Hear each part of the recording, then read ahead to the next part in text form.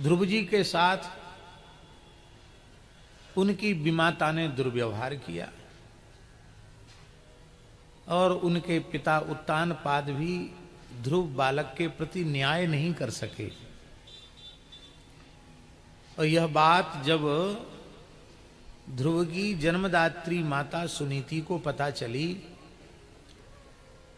तो सुनीति का कर्तव्य था कि वह सुनीति सबसे पहले अपने पति से पूछती, महाराज उत्तानपाद से पूछती कि क्या मैं आपकी ज्येष्ठ साम्राज्ञी नहीं हूं और क्या ध्रुव आपका ज्येष्ठ पुत्र नहीं है?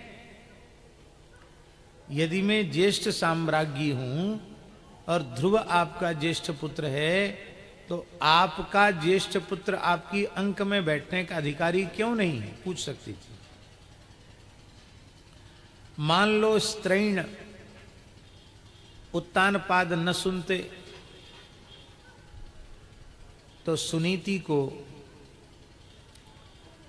अपने ससुर जी के पास जाकर प्रार्थना करनी पड़ती कि आपने जिनको चक्रवर्ती सम्राट बनाया वे न्याय नहीं कर रहे हैं, अब आप के चरणों में प्रार्थना में गुहार लगा रही हूं, आप मेरे साथ न्याय कीजिए। उचित था कि नहीं था? बहु बेटियों पर संकट आता तो पति से समाधान नहीं तो ससुर जी समाधान करते हैं। पर सुनीति इतनी भक्तिमती हैं, ध्रुव की जननी हैं, उन्होंने समझ लिया कि हमारे ससुर जी कहेंगे हमने तो सब कुछ त्याग कर भजन का बीड़ा उठा लिया है, हम तो भजन में लगे हैं, अब ये न्याय अन्याय जिसको राजा बनाया वो जाने। बरबस राज सुत इंद्रपदीना, नारी समेत गवन वन कीना। वो कहेंगे वो नहीं सुनते और मैं तप कर रहा हूं, मेरे पास तुम्हारा समाधान नहीं है, तो वे यही कहते कि तुम मेरे पिता ब्रह्मा जी के पास जाओ। और मान लो ब्रह्मा जी कहते कि भाई धरती के हर झगड़े में नहीं सुलझाता हूं, भगवान ने ब्रह्मलोक में रहकर सृष्टि विस्तार की आज्ञा दी, वो काम मैं करता हूं, मैं समाधान नहीं कर सकता। तो अंत में ब्रह्मा जी कहते कि भगवान नारायण की शरण में जाओ। जब हर समस्या का अंतिम समाधान श्री ठाकुर जी के ही चरणों में है तो प्रत्येक जीव किसी भी समस्या से ग्रसित होकर सीधे ठाकुर जी के चरणों का आश्रय क्यों न ले? इधर उधर भटकने की आवश्यकता ही क्या है? सीधे भगवान का आश्रय। यही बात ब्रह्मा जी कह रहे हैं। ब्रह्मा सब जाना मन अनुमाना, मोर कछु न बसा, जा करते दासी सो अविनाशी, हमरे तोर सहाय। और पृथ्वी ने स्वीकार कर लिया। अब भगवान से प्रार्थना करी जाए और भगवान को पुकारा जाए तो कहां चलकर प्रार्थना की जाए? कोई कह रहा था वैकुंठ चलो, कोई कह रहा था क्षीर सागर चलो। भगवान शिव कह रहे हैं कि उस सभा में मैं भी सम्मिलित था। मैंने कहा हरि व्यापक सर्वत्र समाना, प्रेम ते प्रगट हो ही में जाना, देश काल दिश विदिशि माहुई, कहु सो कहां जहां प्रभु नहीं। तो प्रगट कैसे होंगे? अग जग में सब रहित विरागी, सब रहित विरागी, प्रेम ते प्रभु प्रगटहि जिमि आगी, प्रेम ते प्रभु प्रगटहि जिमि आगी। और यह बात सुनकर के पूरी सभा में साधु साधु साधु साधु की ध्वनि गूंजने लगी। और जहां पे खोजो वहीं मिलेगा पल भर की तलाश में सब समाहित चित्त से स्तवन करने लगे। सुनि विरंचि मन हरस तन पुलकी नयन बहनीर स्तुति करत जोरि कर सावधान मति धीर। इस दोहा में मनमोहन शरण जी किस भाव से स्तुति करना चाहिए उसकी पूरी पद्धति है इसमें। मन क्लेश से युक्त नहीं होना चाहिए, हर्ष से आनंद से भरा हुआ होना चाहिए।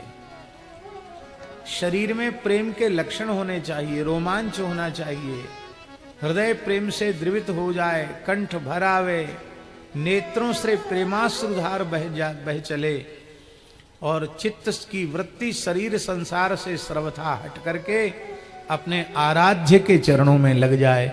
यह पूर्व भूमिका है स्तुति की। इस प्रकार की भूमिका में स्थित होकर कोई भगवान की स्तुति करेगा तो एक बार की ही स्तुति में समाधान हो जाएगा। हम लोग सब प्रार्थना कर लें। यद्यपि कल जन्म की बधाई भी हो गई, उत्सव भी हो गया, लेकिन ये स्तुति जरूरी है। जय जय सूर नायक जन सुखदायक प्रणत पाल भगवंता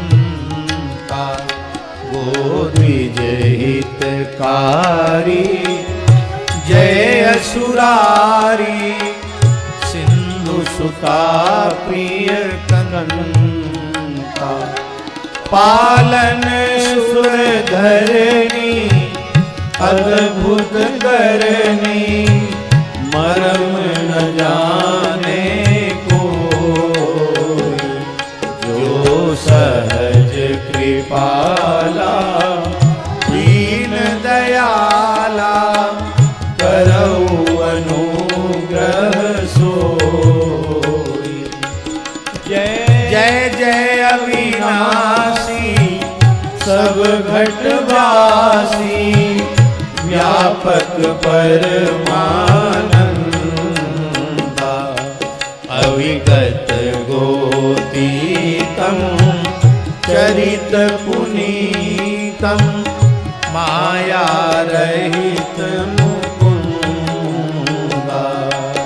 जेहि लाग विरागी अति अनुरागी विगत मोह मुनि वृंदा निशिवासर ध्यावहि गुण गण गावहि जयति सच्चिदानंदा जेहि सृष्टि उपाई त्रिविध बनाई संग सहाय न दूजा सो अघारी चिंत हमारी जानिय भगति न पूजा जो भव भय भंजन मुनि मन रंजन गंजन विपति बरोता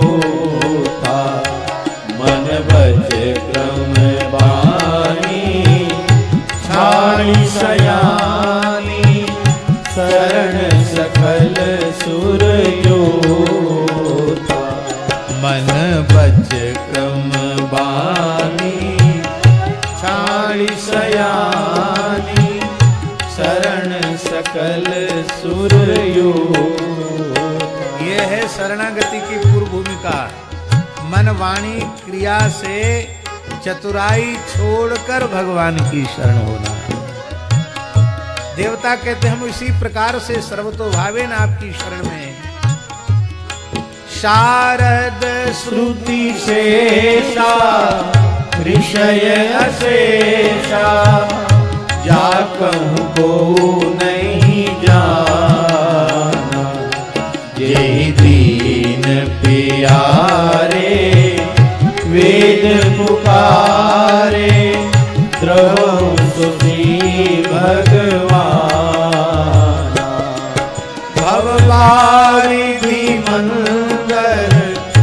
सब विधि सुंदर गुण मंदिर सुख पूजा मुनि सिद्ध सकल सुर परम भयातुर नमति नाथ पद कंजा जानि सभे सुर भूमि सुनि बचन समेत स्नेह गगन गिरा गंभीर भई हरनि शोक संदेह। एक बार की ही प्रार्थना में पुकार भगवान तक पहुंच गई और आकाशवाणी हुई कि मैं अनसन सहित मनुज अवतारा लेऊं दिनकर वंश उजारा। दशरथ जी को मैं अपने पिता के रूप में वर्ण करूंगा, कौशल्या जी को अपनी माता जी के रूप में वर्ण करूंगा, नारद जी के वचन को सत्य करूंगा और अपनी परात्पर शक्ति आह्लादनी शक्ति श्री जानकी जी के सहित में प्रकट होऊंगा। इस भूमि के भार का हरण करूंगा। देवताओं आप निर्भय हो जाओ। और देवताओं के हृदय में हर्ष हो गया। पृथ्वी माता को निर्भयता प्राप्त हुई और उनके हृदय में अभय भई, धरती अभय हो गई और भरोसे जिए आवा।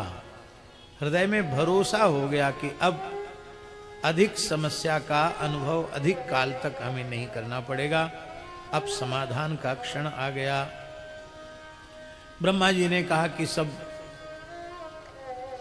स्वरूप ले ले करके और सब बानर का शरीर धारण करके भगवान की सेवा में जाओ। और वाल्मीकि रामायण में वर्णन है, समय का संकोच है, कौन सा देवता किस बानर के रूप में आया वो सब वाल्मीकि रामायण में स्पष्ट है। मूल ग्रंथ में आप देख लेना।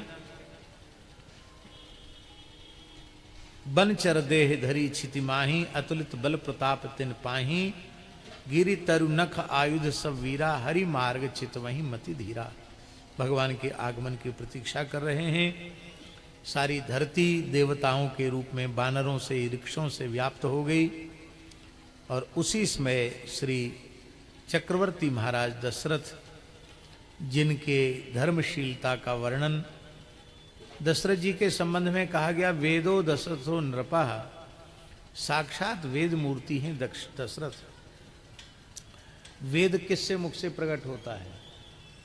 वैसे वेद नित्य सिद्ध अनाद्य पौरुषेय है, पर वेदों का प्रथमतः प्राकट्य भगवत संकल्प से ब्रह्मा जी के मुख से होता है। तेने ब्रह्म हृदय आदि कवये मुह्यन्ति यत् सूरया। तो अज जो हैं दशरथ जी के पिता, जो अज हैं वो साक्षात ब्रह्मा जी का ही स्वरूप है।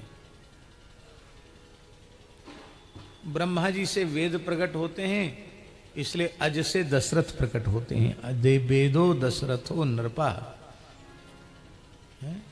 और वेद के 3 कांड हैं, ज्ञान कांड, कर्म कांड, उपासना कांड। इन तीनों का क्रमशः कौशल्या, केकई और सुमित्रा, ये तीनों इनका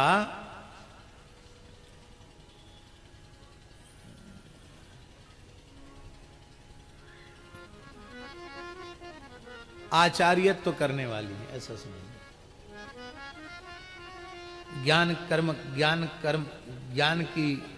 ज्ञान शक्ति के अधिष्ठात्री कौशल्या, कर्म शक्ति के अधिष्ठात्री कैकेयी और सुमित्रा तो उपासनात्मिका, उपासना की अधिष्ठात्री श्री सुमित्रा। वेद अपने तीनों शक्तियों से जब वेद युक्त होता है तो उसके परिणाम स्वरूप वेदांत वेद्य तत्व श्री राम 4 रूपों में प्रकट होते हैं। श्री राम, श्री लक्ष्मण, श्री भरत, श्री शत्रुघ्न। दशरथ जी कोई सामान्य महापुरुष नहीं है।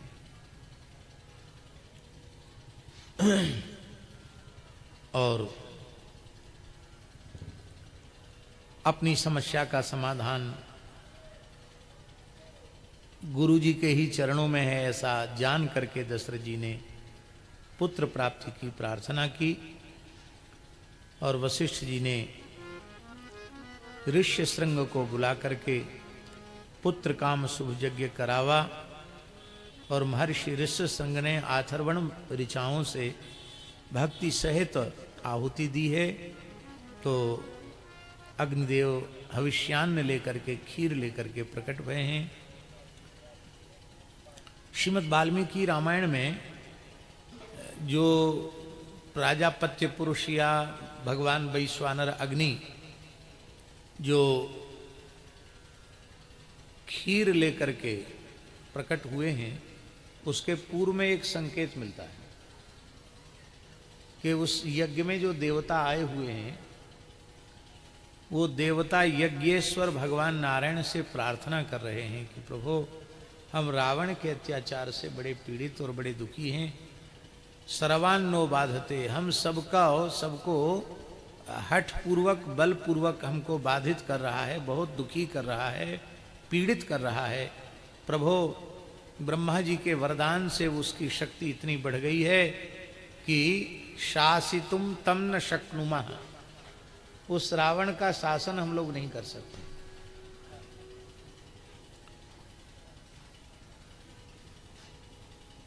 तो भगवान प्रसन्न हो गए और भगवान ने कहा कि चलो ठीक है, हम अवतार लेते हैं। तो मेरे बाबूजी कौन होंगे, पिताजी कौन होंगे?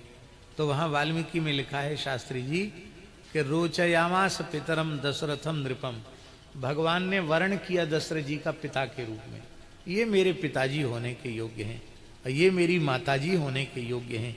और ऐसा संकल्प करके भगवान अदृश्य हो गए। अब भगवान के अदृश्य होने के अव्यवहित उत्तर क्षण में अग्निदेव चरु लेकर प्रकट हो गए। तो आचार्यों ने भाव दिया है कि वस्तुतः वो चरु कोई चावल चीनी खीर वाला चरु नहीं था। खीर बनती तो इन्हीं पदार्थों से है, पर वो चरु वस्तुतः सच्चिदानंद ही, सतचित आनंद की ही खीर थी वो, और वो कोई दूसरा चरु नहीं था। भगवान अंतर्हित होकर चरु रूप में प्रकट हो गए। भगवान अंतर्हित हुए और चरु रूप में भगवान प्रकट हो गए। इस प्रकार से भगवान तब अदृश्य भय पावक सकल सभई समुझाए, परमानंद मगन नृप हर्ष न हृदय समाए।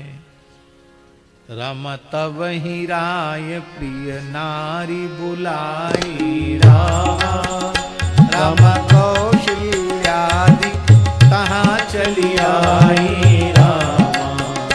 रामा अर्ध भाग कौशल्य ही दीना रामा, रामा उभय भाग आधे कर दीना रामा। रामा के कई कहन नृप सोदयऊ रामा, रामा रह्यो सो उभय भाग पुनि भयऊ रामा। रामा कौशल्या के कई हाथ धरे रामा, रामा दीन सुमित्रई मन प्रसन्न करी रामा। रामा यही विधि गर्भ सहित सब नारी रामा, हृदय हाँ भई हृदय हर्षित सुख भारी रामा। रामा जा दिन ते हरि गर्भ आए रामा, रामा सकल लोक सुख संपत्ति छाए रामा। अब वह परम पवित्र अवसर आ गया। परम पूज्य आचार्य श्री कृपा शंकर जी महाराज एक भाव देते थे, आप लोगों ने उनके मुखारविंद से सुना होगा। पूज्य आचार्य जी भाव देते थे कि नवमी रिक्ता तिथि है, चतुर्थी, नवमी और चतुर्दशी, चौथ, चतुर्दशी, नवमी, रिक्ता, ये तीन तिथियां रिक्ता हैं। और रिक्ता जो है गर्हिता सर्व कर्मसु, सभी कामों में गर्हित है नवमी। तो नवमी बहुत दुखी थी कि मैं तो रिक्ता हूं और सब मुझे दुत्कारते, भाग यहां से, भाग यहां से, तेरे में कोई शुभ मुहूर्त नहीं बन सकता, भाग यहां से। बिचारी को भगाया कोई सामने पास में खड़े नहीं होने देता रिक्ता नौमी को। अंत में रिक्ता ने राम जी की शरण ग्रहण की। नित्य साकेत, ये आचार्य जी का भाव है, नित्य साकेत बिहारी श्री रघुनाथ जी की शरण में गई। और तो अपने ढंग से पूज्य आचार्य जी वर्णन करते थे कि क्षीण दुर्बल कृषकाय मलिन दिग्धांगा जटिला और शोक परायणा दीना नवमी रुदन करने लगी। प्रभु करुणामय है, उसका रुदन श्रवण नहीं कर सके। कहा देवी तुम्हें क्या कष्ट है साकेत में, इतना क्यों रो रही हो? उसने कहा महाराज मैं अपना परिचय दूंगी तो आप मुझे यहां से भगा देंगे। क्यों? सबने मुझे भगा दिया है, मनुष्यों ने भगाया, राजा महाराजाओं ने भगाया, ऋषि मुनियों ने भगाया, देवी देवताओं ने भगाया, कहाँ तक कहें ब्रह्मा जी ने भी निकाल दिया मुझे। अब मैं कहाँ जाऊं? सब जगह से हार कर सब द्वारन को छोड़ के आई तेरे द्वार, आपके द्वार पर आई हूं। पर मेरा नाम मत पूछिए, मैं अपना नाम बताऊंगी तो आप भी कहेंगे भाग यहां से। भगवान ने कहा मैं ऐसा नहीं हूं कि मैं तुझे भगाऊं, मैं आए हुए का त्याग करता नहीं हूं। तो उसने कहा मैं तो विगरहिता सर्व कर्मसु रिक्ता हूं, रिक्ता तिथि हूं, नौमी हूं। इतना सुनते ही राम जी के कर्णांत सुदीर्घ कमलदल नेत्र करुणा से भर आए। बोले हमको तो रोने वाले बहुत अच्छे लगते हैं, तुम्हारे रुदन पर मैं न्यौछावर हो गया हूं और तुम शोक मत करो, संताप मत करो। रिक्त को ही तो हम खोज रहे हैं, जो पहले से भरा हुआ है उसमें मैं क्या भरूंगा, भरे हुए में क्या भरा जाएगा? जो रिक्त होगा उसी में कुछ न कुछ डाला जाएगा।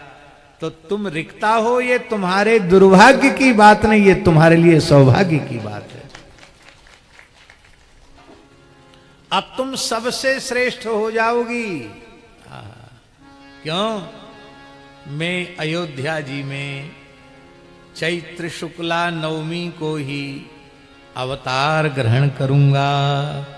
बोलो नवमी मैया की जय। इस प्रकार से नवमी तिथि सबसे श्रेष्ठ हो गई।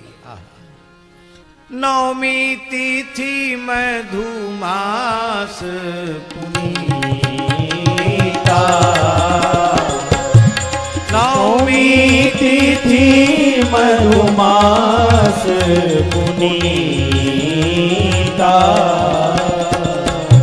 शुक्ल पक्ष अभिजित हरि प्रीता, शुक्ल पक्ष अभिजित हरि प्रीता। चैत्र शुक्ला नवमी को भगवान प्रकट हुए। नवमी तिथि है, मधु मास है। मधु माने चैत्र। बसंत ऋतु के 2 मास होते, मधु और माधव।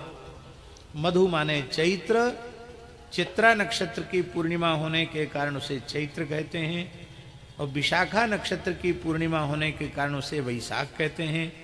तो चैत्र और वैशाख इन 2 महीने को वसंत ऋतु माना गया है।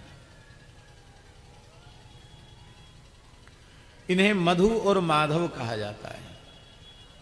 ज्योतिष शास्त्र के अनुसार चैत्र मास में जन्म लेने वाला मृदुभाषी होता है, मीठा बोलने वाला होता है। चैत्र महीना में जन्म लेने वाला मीठा बोलता है। लगता है इसलिए तो नहीं इसको मधु मास कहते। मधु माने मधु, शहद को कहते ना, शहद तो मीठी होती है। ये मधु मास है, बहुत मधुर मास है। हो सकता है पहले न मधु रहा हो, राम जी के अवतार लेने से मधु हो गया हो। बहुत मधु मास है, मधु नहीं बहुत मधुर मास है, बहुत मधुर है। राम जी के जैसी बोलन राम जी की ही है। किसी को बोलना सीखना हो तो राम जी से ही सीखे। कितना सीखेगा, रिहर्सल करेगा तो भी राम जी के जैसा तो कोई बोल नहीं सकता। राम जी के जैसा राम जी ही बोल सकते हैं।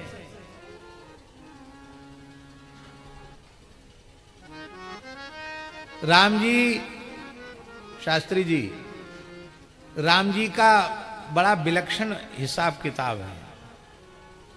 बहुत से लोग होते हैं, थोड़े बड़े हो गए किसी भी क्षेत्र में,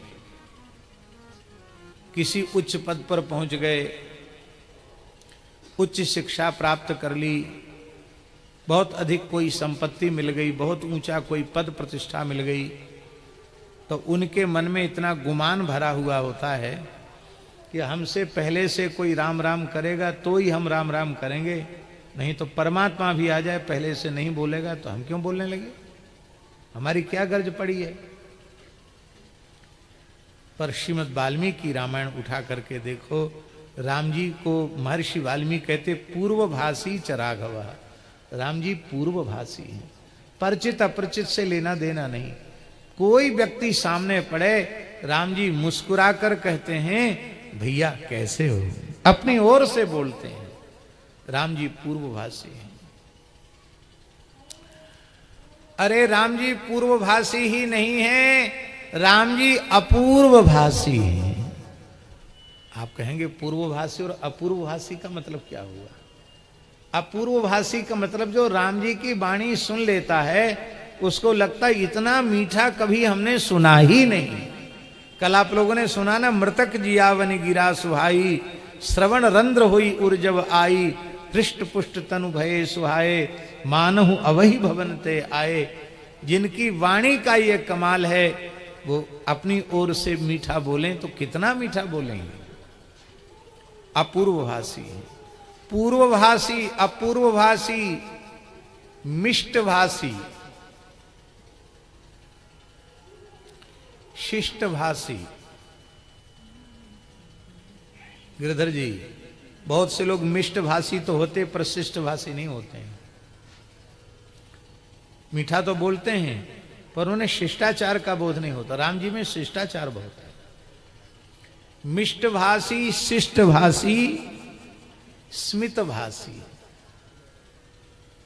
बहुत से लोग बोलेंगे सहजहु चितवत मनहु रिसौते। ध्यान दें, सहजहि चितवत मनहु रिसौते, ऐसा मुंह बिगाड़ के रखते हैं, लगता पता नहीं इनका क्या खो गया है, क्या गिर गया है, किसी ने 10-20 जूता लगा दिए हैं, क्या हो गया भगवान जाने। राम जी सदा मुस्कुराते रहते हैं। आहा, क्या कहना। स्मितभाषी है, मितभाषी हैं। मितभाषी है ना, बहुत ज्यादा बोलना अच्छा नहीं है।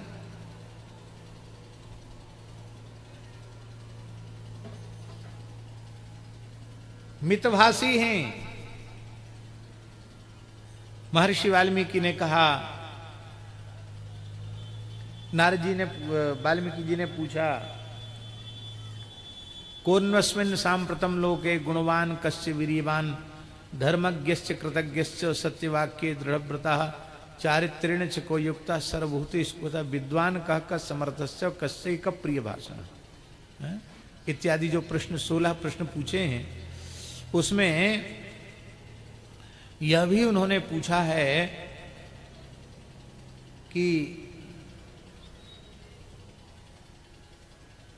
वाग्मी कौन है।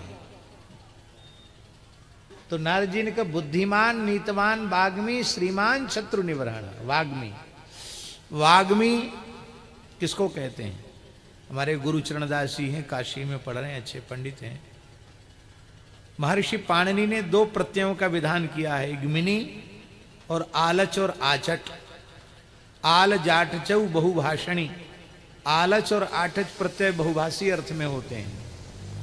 तो बहुत से लोग होते इतना बोलते हैं कि आपका माथा गर्म हो जाएगा सुनते सुनते।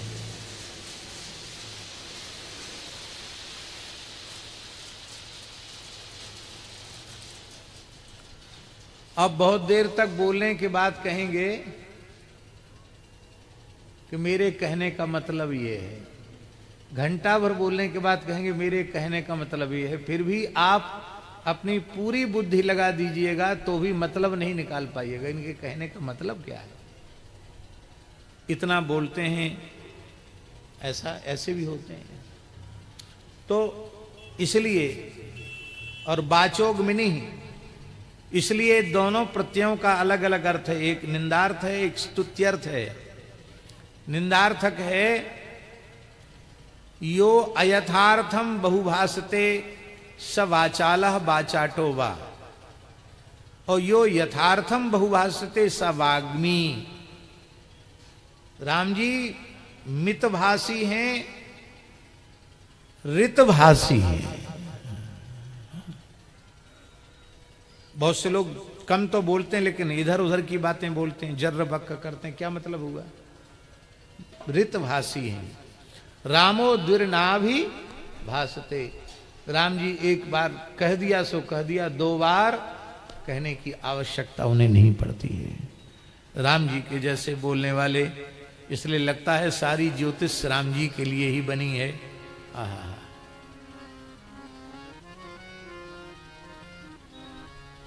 शुक्ल पक्ष के जन्म का भी बड़ा महत्व है। शुक्ल पक्ष में जन्म लेने वाला देवताओं का, ऋषियों का, अतिथियों का पूजक होता है, धर्मशील होता है, ऐसा ज्योतिष के ग्रंथों में लिखा हुआ है। सब कुछ राम जी के जन्म के समय ग्रह नक्षत्र मुहूर्त सब कृतार्थ होने के लिए मानो वहाँ आए। शुक्ल पक्ष है, अवजित मुहूर्त है, और मध्याह्न काल में और भगवान ने अवतार ग्रहण किया। सुर समूह विनती करि पहुँचे निज निज धाम, जग निवास प्रभु प्रगटे अखिल लोक विश्राम। और कल भय प्रगट कृपाला वाली स्तुति हम लोग गा चुके हैं, इसलिए उस स्तुति को हम लोग प्रणाम करते हैं। विप्रधेनु सुर संत हित लीन मनुज अवतार, निज इच्छा निर्मित तनो माया गुण गोपाल।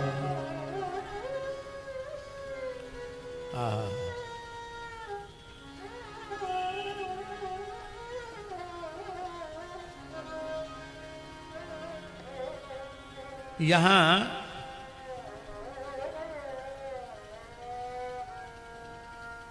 स्तुति में माता कौशल्या जी ने कहा है, माता पुनि बोली सोमति डोली तजहु तात यह रूपा।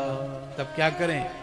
की जैसे सुलीला अति प्रिय शीला, यह सुख परम अनुपा। की जैसी सुलीला, आपको शिशु लीला करनी पड़ेगी, क्योंकि इस परम सुख को देने के लिए ही आपका अवतरण हुआ है। सुनी बचन सुजाना रोदन ठाना, हुई बालक सुरभूपा। बभूव प्राकृत शिशु, प्राकृत शिशु के रूप में राम जी प्रकट हो गए हैं। और जब शिशु बने हैं, नवजात बालक बने हैं, नवजात बालक के रूप में प्रकट होने का अभिनय किया है, तो अभिनय तो पूरा करना पड़ता है। आधे अधूरे से काम थोड़ी चलता है। तो बच्चे जन्म लेकर रोते हैं, तो रोदन ठाना, राम जी रोने लगे। और सुनि शिशु रुदन परम प्रिय बानी, सुनि शिशु रुदन परम प्रिय बानी। संभ्रम चली आई सब रानी, संभ्रम चली आई सब रानी। हर सित जहाँ तहाँ भाई दासी, हर सित जहाँ तहाँ भाई दासी। आनंद मगन सकल पुरवासी, आनंद मगन सकल पुरवासी।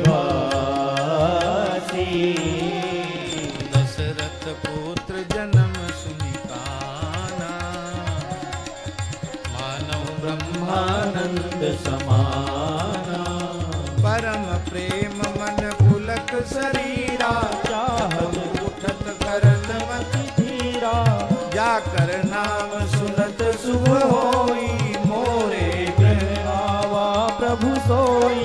आ परमानंद पूरी मन राजा, कहा बोलाए बजाव बाजा, कहा बुलाए बजाव बाजा। अरे बाजा बजा लो भैया, थोड़ी देर खाली धुनी बजा लो।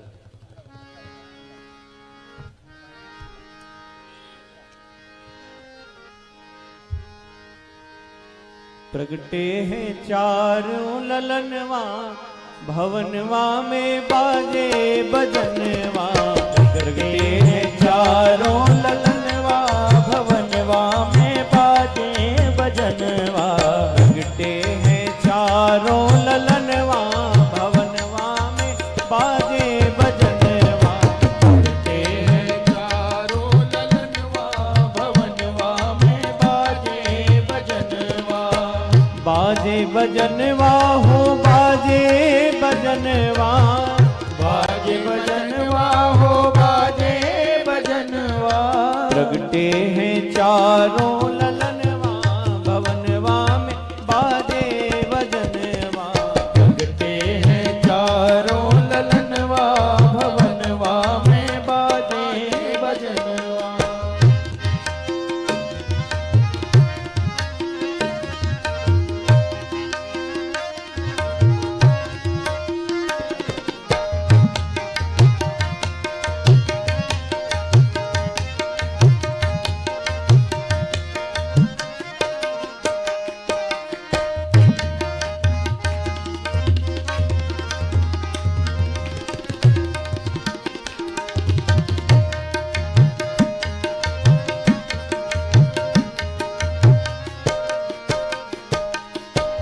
बाजे बजनवा हो बाजे बजनवा, बाजे बजनवा हो बाजे बजनवा। प्रगटे हैं चारों ललनवा, भवनवा में बाजे बजनवा। प्रगटे हैं चारों ललनवा, भवनवा में बाजे बजनवा।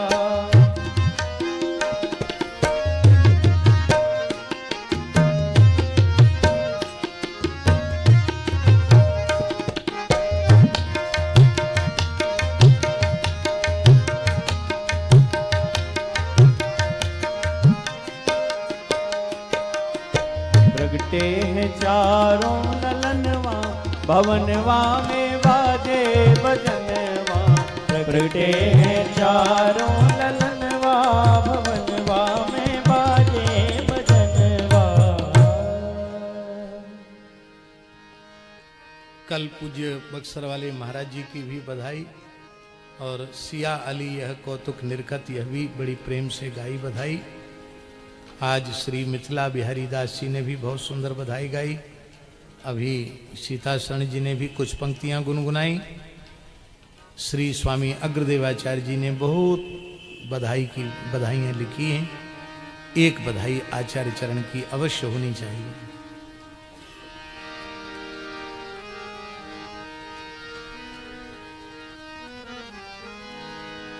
आजपुर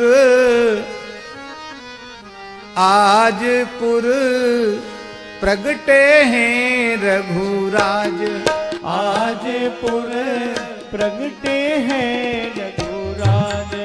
आजपुर प्रगटे हैं रघुराज।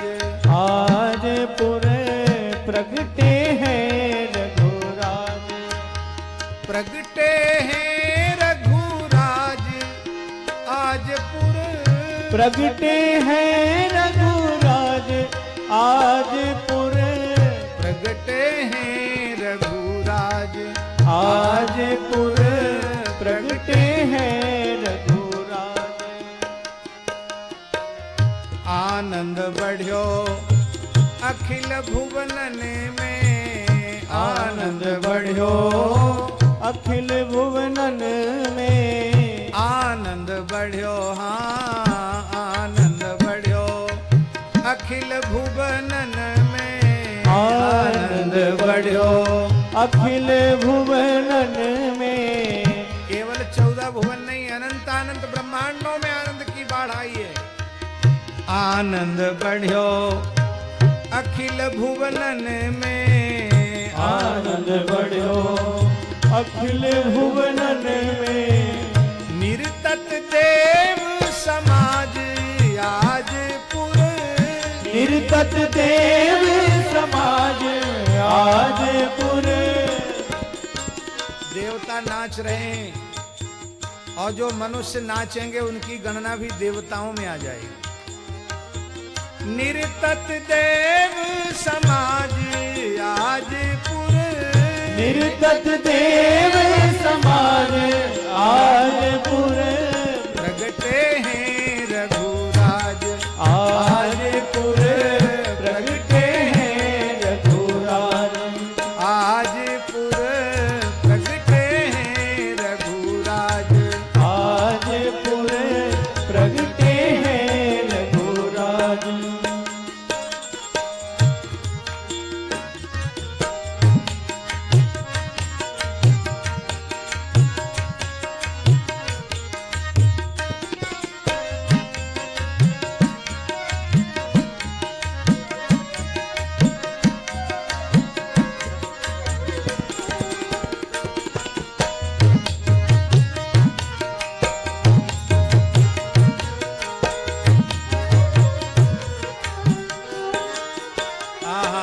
क्या आनंद है।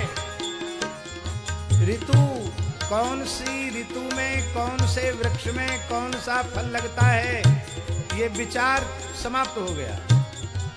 सारी धरती के वृक्ष मधुमय फलों से पके हुए फलों से लद गए। निरफल सुफल भय द्रुम देखियत निर्फल सुफल भय द्रुम देखियत। निरफल सुफल भय द्रुम देखियत। निर्फल सुफल भय द्रुम देखियत। नदियों में वेद लक्षणा गाय का सुगंधित घी बहने लग गया। निरफल सुफल भय द्रुम देखियत। निर्फल सुफल भय द्रुम देखियत। घृत सलिता बाढ़ी बाढ़ी घृत सरिता बाणी बाणी। विविध प्रकार समीर संचरिया विविध प्रकार समीर संचरियो। अष्ट सिद्धि द्वारे ठाढ़ी अष्ट सिद्धि द्वारे ठाड़ी। आज पुर प्रगटे हैं रघुराज। आज पुर प्रगटे हैं रघुराज। आज पुर प्रगटे हैं रघुराज। आज पुर प्रगटे हैं रघुराज। मंगल चार बधाई घर घर। मंगल चार बधाई घर घर। मंगल चार बधाई घर घर।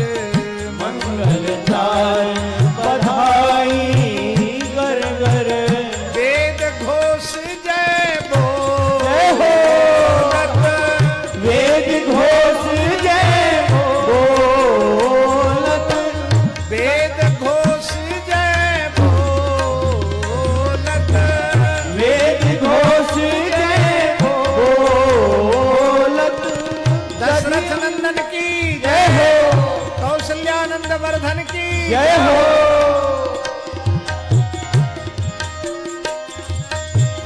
वेद घोष जय बोलत। दधि और दूध बधावत नृप को। दधि और दूध बधावत नृप को। मुदित भय मन डोलत।